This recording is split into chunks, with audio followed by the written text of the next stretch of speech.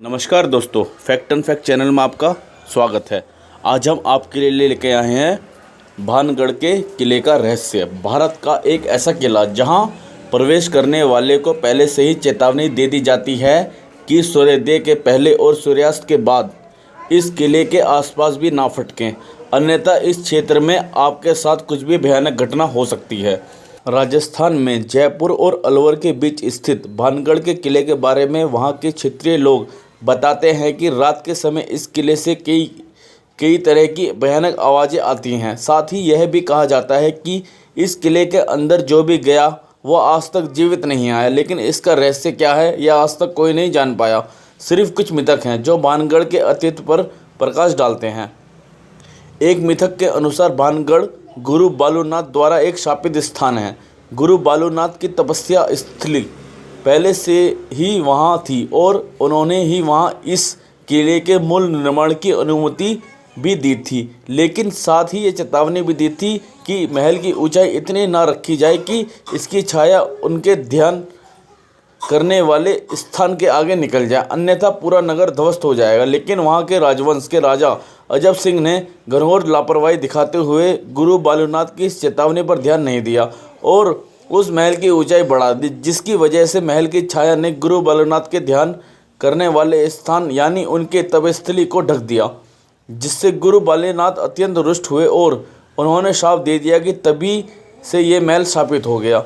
श्री बालूनाथ जी की समाधि आज भी वहाँ पर मौजूद है।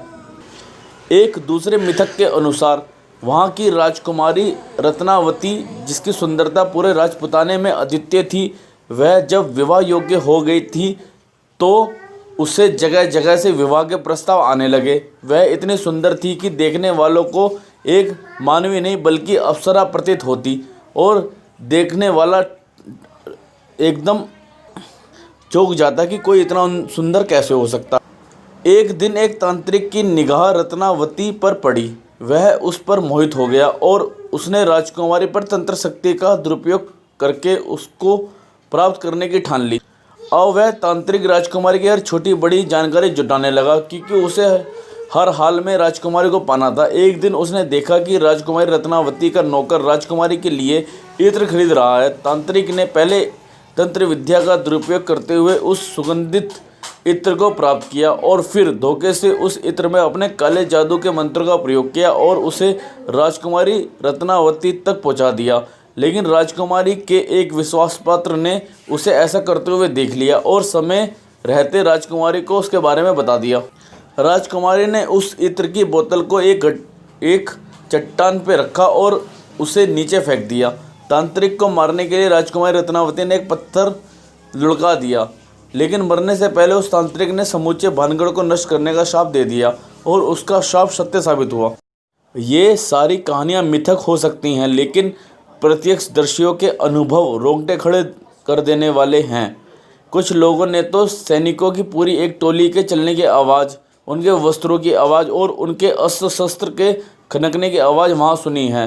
भानगढ़ के किले को भारत के सबसे डरावने स्थलों में से एक माना जाता है, इसलिए यहाँ घूमने से पहले ये मत भूलिएगा कि कोई पर्यटक स्थल नहीं है।